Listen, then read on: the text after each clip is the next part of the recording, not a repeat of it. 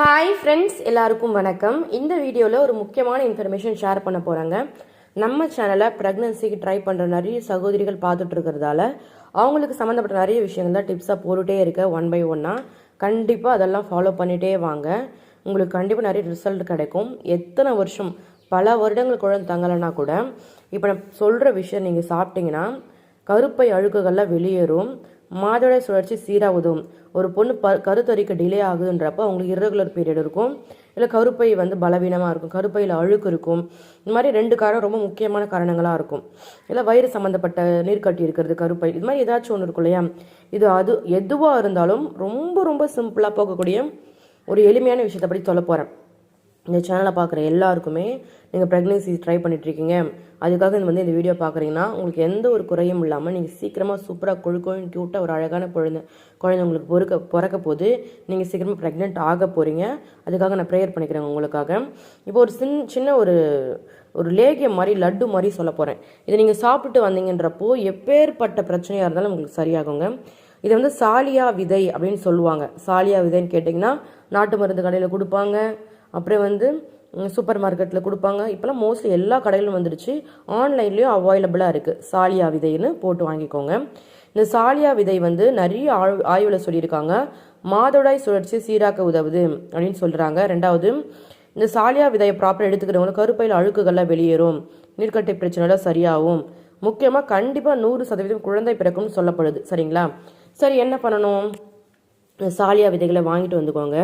வாங்கிட்டு முறம் மாதிரி வச்சு நல்லா புடைச்சி அதில் ஏதாச்சும் டஸ்ட் இருந்தாலும் க்ளீன் பண்ணிவிடுங்க. க்ளீன் பண்ணிவிட்டு அதை நல்லா தண்ணியில் போட்டு நல்லா கழுவி வாஷ் பண்ணி வெயிலில் காய வச்சு எடுத்துக்கோங்க. அப்படி இல்லை நல்லா க்ளீனாக ஹைஜீனிக்காக தான் வாங்கியிருக்கன்றப்போ வாங்கிட்டு வந்த பேக்கெட்டை தூசு எதுவுமே இல்லாமல் வானிலையில் போட்டு நல்லா வறுத்துக்கோங்க. நல்லா வறுத்துக்கிட்டு சாலியா விதை நல்லா மிக்சியில் போட்டு நல்லா மாவு மாதிரி பவுட்ரு மாதிரி பண்ணிக்கோங்க. அதில் எந்த அளவு சாலியா விதை போட்டிருக்கீங்களோ அதே கப் அளவுக்கு கருப்பட்டி வெல்லம் எடுத்துக்கணும். சரிங்களா? அதையும் சேர்த்து சாலியா விதை நல்லா பொடி மாதிரி மிக்ஸ் பண்ணிக்கிட்டு அதில் கொஞ்சம் நெய் விட்டுக்கோங்க, இல்லை நல்லெண்ணெய் விட்டுக்கோங்க. நல்லா உருண்டை மாதிரி நல்லா உருட்டிக்கோங்க. உருட்டி ஒரு டப்பாவில் கண்டெய்னரில் போட்டு ஸ்டோர் பண்ணி வச்சுக்கோங்க. இந்த உருண்டைகளை உங்களுக்கு பீரியட் ஆகுது இல்லைங்களா, மாதவிடாய் நாளில் முதல் நாளில் இருந்து இந்த உருண்டைகளை நீங்கள் சாப்பிடணும். முதல் நாளில் அதாவது முதல் நாளே ஒவ்வொரு வேளையும் ஒவ்வொரு உருண்டை. இப்போ காலையில் ஒரு உருண்டை, மதியானம் ஒரு உருண்டை, இரவு ஒரு உருண்டை சாப்பிடணும். அது மட்டும் இல்லாமல் ஒரு நாட்டுக்கோழி கறி முட்டை இருக்கு இல்லைங்களா, அது கண்டிப்பாக எடுத்துக்கணும். நாட்டுக்கோழி முட்டை கண்டிப்பாக எடுத்துக்கணுங்க. அப்போ தான் அது சக்ஸஸ்ஃபுல்லாக முடியும். மாதவிடாய் இப்போ பீரியட் உங்களுக்கு நடக்குதுன்றப்போ 3 அல்லது 5 நாட்கள் இந்த உருண்டை ப்ராப்பராக எடுத்துகிட்டு வரணும். அப்படி நீங்கள் ப்ராப்பராக எடுத்துகிட்டு வந்தீங்கன்னா நிச்சயமாக உங்களுக்கு கண்டிப்பாக குழந்தை பாக்கியம் கிட்டும். இது கிராமப்புறத்தில் ப்ரெக்னன்சி டிலே ஆகுது, ஒரு பொண்ணுக்கு குழந்தை நிற்காமல் போகுதுன்னாவே ஆட்டோமேட்டிக்காக 1 இயர் ஆச்சுனாவே இது கொடுக்க ஆரம்பிச்சிருவாங்க. இது அவங்க சாப்பிட்ட ஒரு 2-3 மாதத்துலேயே அவங்க ப்ரெக்னென்ட் ஆகிடுவாங்க. சாலியா விதைகள் நிறைய ஆரோக்கிய சத்துக்கள் அதிகமாக இருக்குங்க. இதை கார்டன் கிரேஸ் சீட்ஸ்ன்னு சொல்லுவாங்க இங்கிலீஷில். இந்த விதையில் vitamin A, vitamin C, vitamin E, நார்ச்சத்துக்கள், புரோட்டீன்ஸ், இரும்பு சத்துக்கள் அதிகமாக இருக்குது.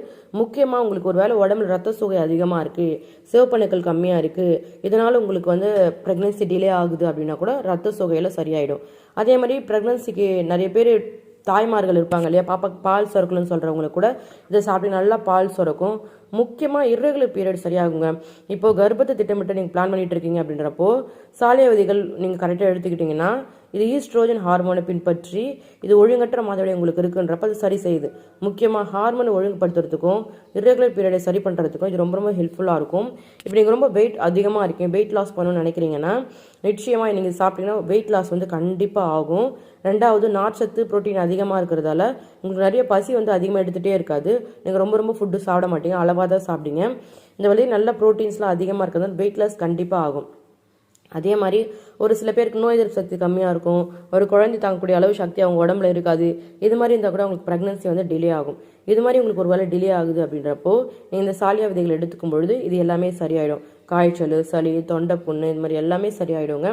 முக்கியமாக ப்ரெக்னன்சி ட்ரை பண்ணுறவங்களுக்கு மலச்சிக்கல் சார்ந்த பிரச்சனைகள் உங்களுக்கு அதிகமாக இருக்குன்றப்போ அந்த மலச்சிக்கல் சார்ந்த பிரச்சனைகளையும் அது சரி பண்ணும்.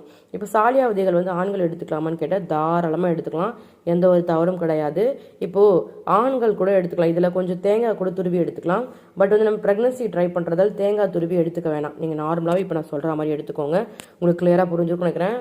சாலியா விதைகள் வாங்கிட்டு ஒரு வானலியில் போட்டு நல்லா வறுத்துட்டு மிக்சியில் போட்டு பவுட்ரு பண்ணி தனியாக வச்சுக்கிட்டு வெள்ளத்தை நல்லா கல் போட்டு நசுக்கி, கருப்பட்டி வெள்ளமாக இருக்கணும், அது 2த்தையும் மிக்ஸ் பண்ணி மிக்சியில் போட்டு நல்லா அடித்து கொஞ்சம் நெய் விட்டோ கொஞ்சம் நல்லெண்ணெய் விட்டோ நல்லா மிக்ஸ் பண்ணி உருண்டை மாதிரி பண்ணி வச்சுக்கிட்டு நல்லா டேஸ்ட்டாக இருக்கும்.